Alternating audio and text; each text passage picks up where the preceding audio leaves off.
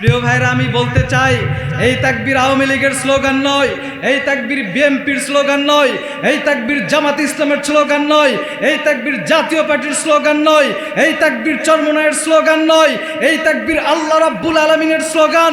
আল্লাহ তাআলা বলেছেন, নবী রব্বুকা ফাকাব্বির, তাকবীর দাও রবের নামে। এই তাকবীর দিয়েছে বিশ্ব নবী, এই তাকবীর দিয়েছে হযরতে আবু বকর, এই তাকবীর দিয়েছে হযরতে ওমর, এই তাকবীর দিয়েছে হযরতে ওসমান, এই তাকবীর দিয়েছে হযরতে আলী। সুতরাং আমরা নবীর উম্মত হয়ে তাকবীর দেব, কোন বাতিল বেঈমান আমাদের তাকবীরকে ঠেকাতে পারবে না। কথা বলেন ঠিক কিনা? প্রিয় ভাইরা আমার, আজকে আমরা খোলা মনে তাকবীর দেব, আমাদেরকে কেউ ঠেকাতে পারবে না।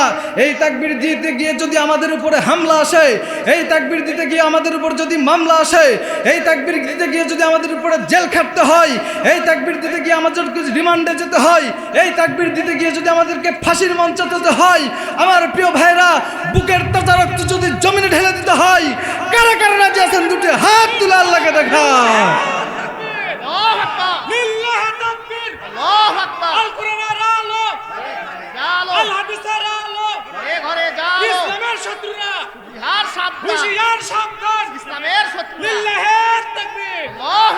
তাকবীর দিলে কি কোনো সমস্যা আছে এলাকায়? কথা বলেন, সমস্যা আছে? কোনো সমস্যা নেই। আমরা তাকবীর দিব রমের নামে, কোনো বাতিল বেঈমান আমাদেরকে ঠেকাতে পারবে না। কথা বলেন ঠিক কিনা? দেখি এই জয়পুরহাটবাসী কেমন তাকবীর দিতে পারে। নাস্তিকতা নিপাত যাক, দিন ইসলাম জিন্দাবাদ। নাস্তিকতা নিপাত যাক, দিন ইসলাম জিন্দাবাদ। কোটি প্রাণের একই আওয়াজ। খোদাদ্রোহী ছাড় পাবে না, এই বাংলায় ঠাঁই হবে না। মুসলমানরা জেগেছে আজ। জোর কদমের সামনে চলো, বজ্র কণ্ঠে আওয়াজ তোলো, সবাই মিলে একই তালে দাও না স্লোগান। নারায়ে তাকবীর, লিল্লাহে তাকবীর। ইসলামেরই জন্য দেশের হয়েছে জন্ম, ইসলামের বিরুদ্ধে গেলে দেশ হবে ভিন্ন। ইসলামেরই জন্য দেশের হয়েছে জন্ম, ইসলামের বিরুদ্ধে গেলে দেশ হবে ভিন্ন। ইসলামের বিরুদ্ধে যারা নিয়েছে অবস্থান, এই বাংলায় ঠাঁই হবে না, যাও হিন্দুস্তান। ঠিক কিনা? জোর কদমের সামনে চলো, বজ্র কণ্ঠে আওয়াজ তোলো, সবাই মিলে একই তালে দাও না স্লোগান। নারায়ে তাকবীর, নারায়ে তাকবীর। মুসলমানের এই দেশেতে নাস্তিকদের ঠাঁই নাই, নাস্তিকদের পক্ষে যারা তাদের কোনো রক্ষা নাই। মুসলমানের এই দেশেতে নাস্তিকদের ঠাঁই নাই, নাস্তিকদের পক্ষে যারা তাদের কোনো রক্ষা নাই। এই দেশেতে থাকতে হলে কোরআন মানতে হবে, কোরআন না মানলে তারা বিতাড়িত হবে। ঠিক কিনা? জোর কদমের সামনে চলো, বজ্র কণ্ঠে আওয়াজ তোলো, সবাই মিলে একই তালে দাও না স্লোগান। নারায়ে তাকবীর, আল কোরআনের আলো, আল হাদিসের আলো।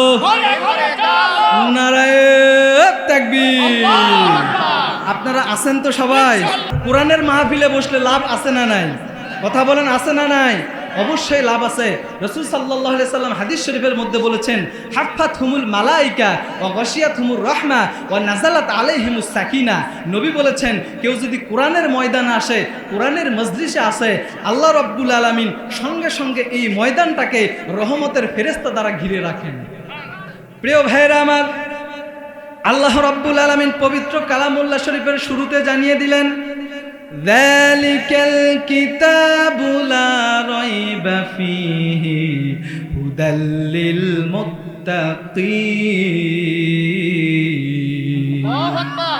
আল্লাহ রাব্বুল আলামিন জানিয়ে দিলেন, ও পৃথিবীর মানুষেরা, আমি আল্লাহ রাব্বুল আলামিন এমন একটি কোরআনকে নাজিল করেছি, এমন একটি কিতাবকে নাজিল করেছি, যেই কিতাবের মধ্যে ভুল তো দূরের কথা, দেয়ার ইজ নো ডাউট, এই কোরআনের মধ্যে ভুল হবার কোনো সন্দেহ নেই। কথা বলেন ঠিক কিনা?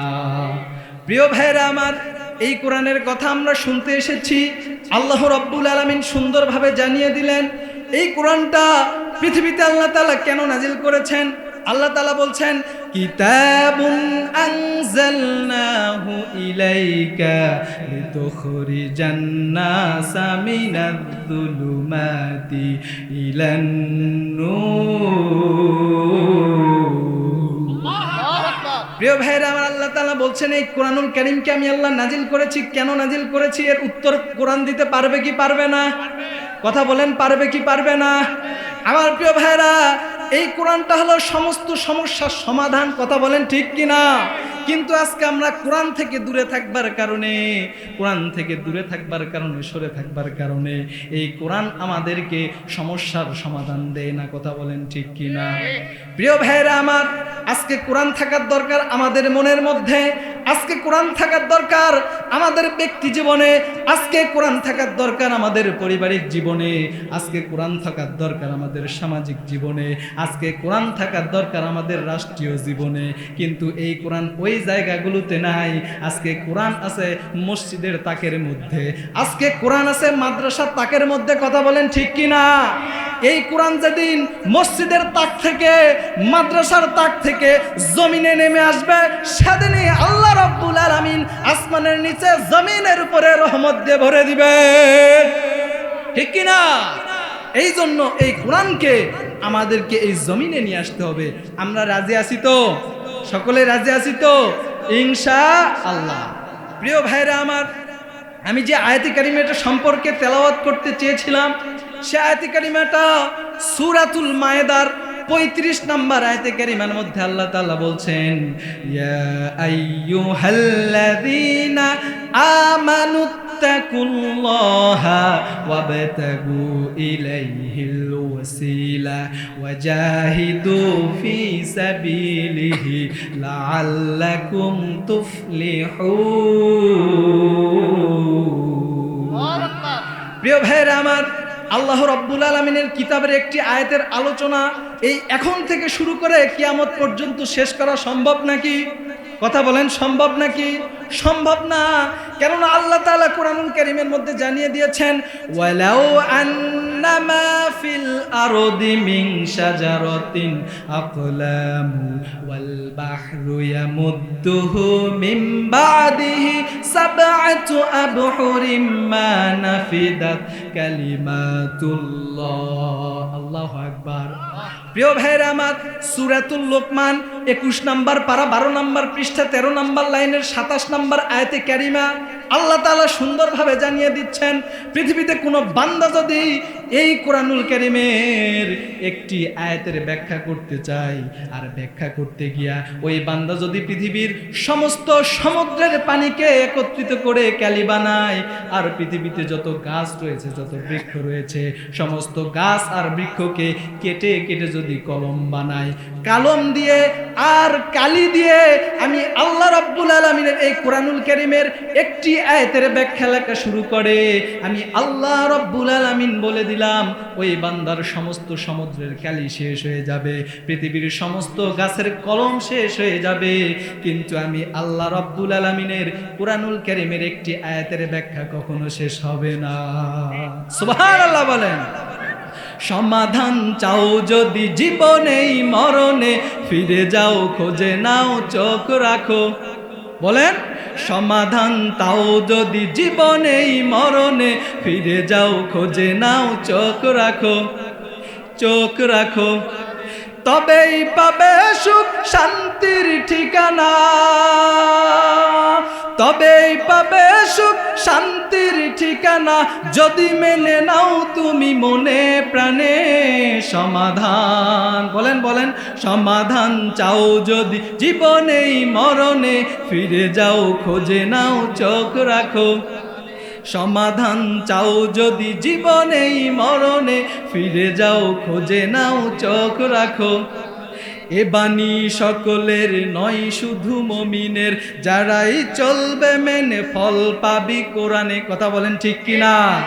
এ বাণী সকলের নয় শুধু মুমিনের, যারাই চলবে মেনে ফল পাবি কোরআনে।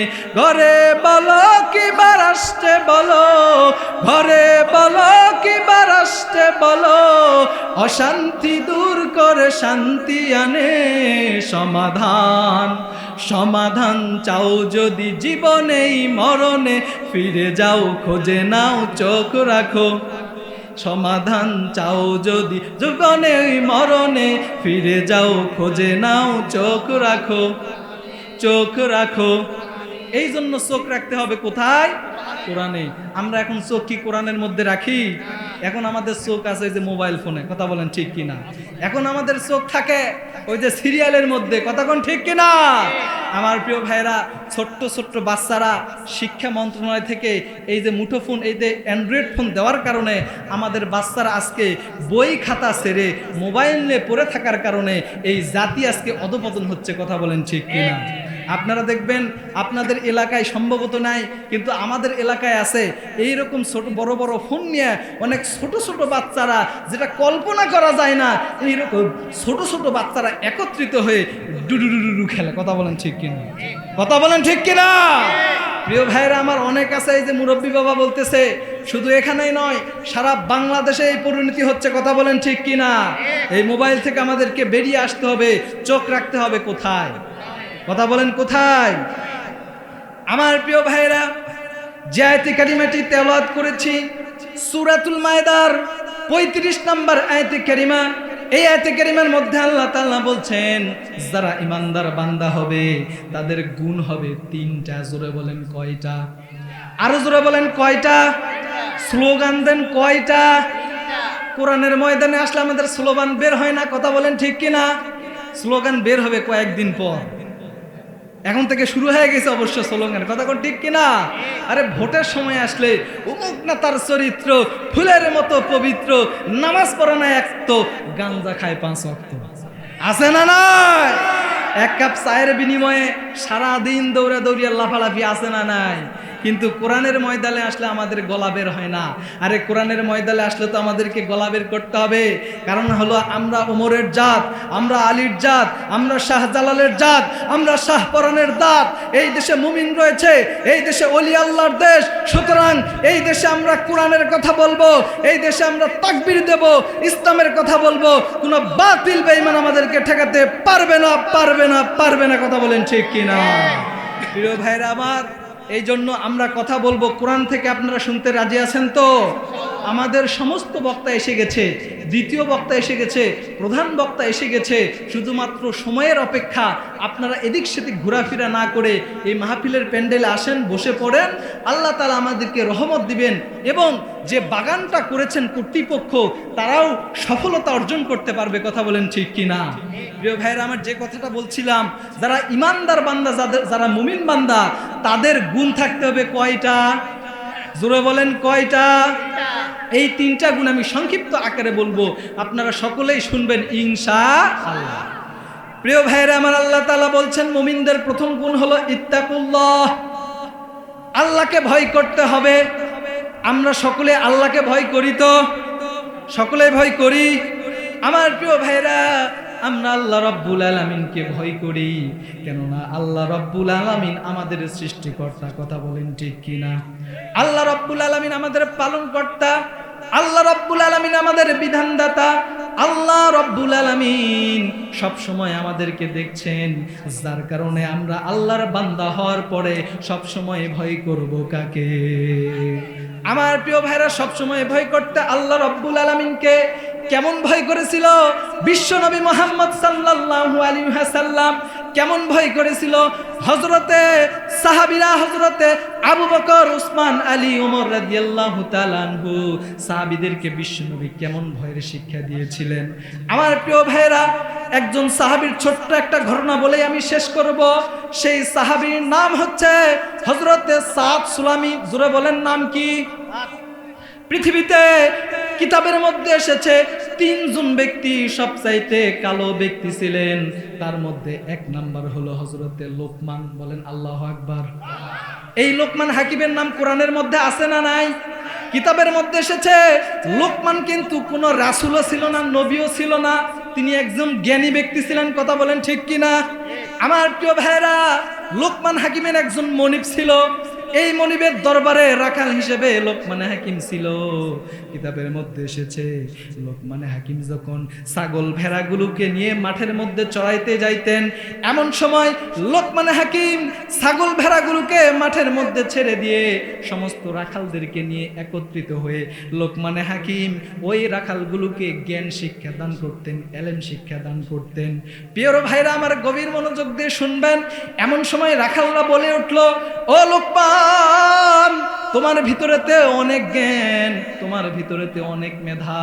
এই কথা বলতে বলতে মনিবের কাছে এই কথাটা চলে গেল। মনিবকে ডাকতে বলছে, ও মনিব, আপনার একজন রাখাল আছে, নাম হলো লোকমানে হাকিম। এই লোকমানে হাকিমের মাথার মধ্যে অনেক জ্ঞান, অনেক বুদ্ধি, আপনি জানেন নাকি?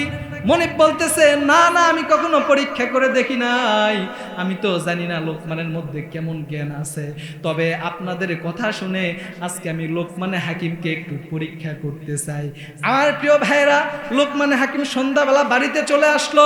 বাড়িতে আসার সঙ্গে সঙ্গে লোকমানে হাকিমের মনিব ডাক দিয়ে বলতেছে, ও লোকমানে হাকিম, আমি লোক মুখে শুকতে পাইতেছি তোমার মাথার মধ্যে নাকি অনেক জ্ঞান। মানে হাকিম এক সময় ওই তার মনিবের কাছে যখন চলে গেল, মনিব এবার বলতেছে, লোকমানে হাকিমকে আমি পরীক্ষা করতে চাই।